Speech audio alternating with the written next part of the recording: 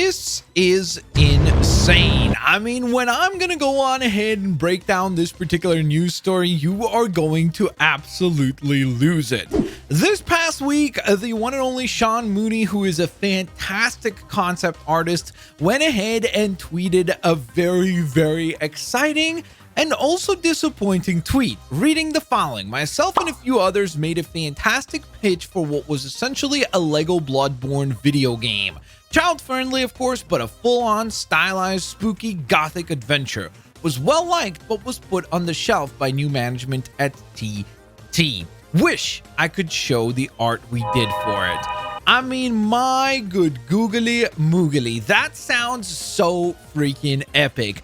A Lego game that would be stylized and tonally feel like a gothic experience sounds pretty freaking epic. It almost makes me kind of think of Lego Batman 1, which, by the way, I made a video breaking down the fact that Lego Batman 1 really is a terrifyingly epic video game where there's a lot of very spooky elements to that game that when you really think about it, the fact that that's a Lego game, it is absolutely stunning. Now, I know that immediately some people would jump to the conclusions and say, well, that's never going to happen. Bloodborne is simply too violent, too gory. It would never be possible.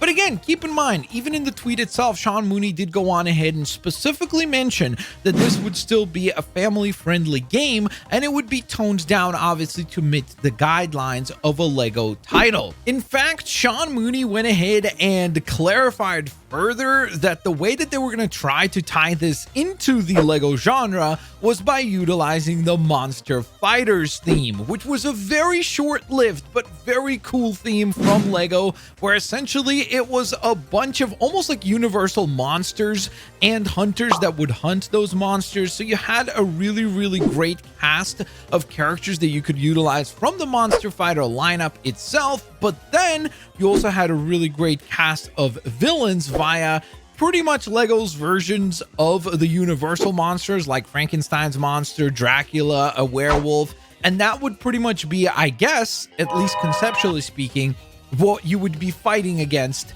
in that game. It's also particularly stunning to go on ahead and hear that this is something that was very well liked, but unfortunately there was a management team that was put into place, a new management team at TT, that then went ahead and put a kibosh on the project and shelved it, which is an extreme bummer, because we actually do see several other people reply to that particular tweet, people who are reputable, people who worked at TT Games, who went ahead and said things like, honestly, one of the coolest pitches I've ever seen. I was desperate to see it come to life. So that's someone who used to work at TT Games, who was in the company itself and got to witness this pitch and was obviously all for this one happening. Unfortunately, it has not happened, and for now it will continue to, I guess, sit on that shelf. And yes, I also do want to go on ahead and clarify, because some people are going to immediately say like, oh, was Sean Mooney actually working at the company, or is he just someone who's just like made some concept art and that's it? And he specifically replied to a question like this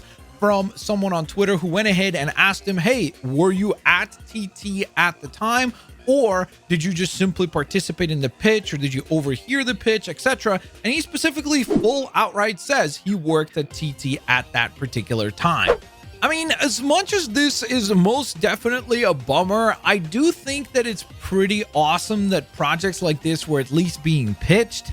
And I really do hope that maybe at some point in time, when there's some extra time or there's some extra resources at TT Games available, that something like this could actually see the light of day, because I would love to go on ahead, or I guess maybe I should say the moonlight of night, because this obviously seems more thematically correct.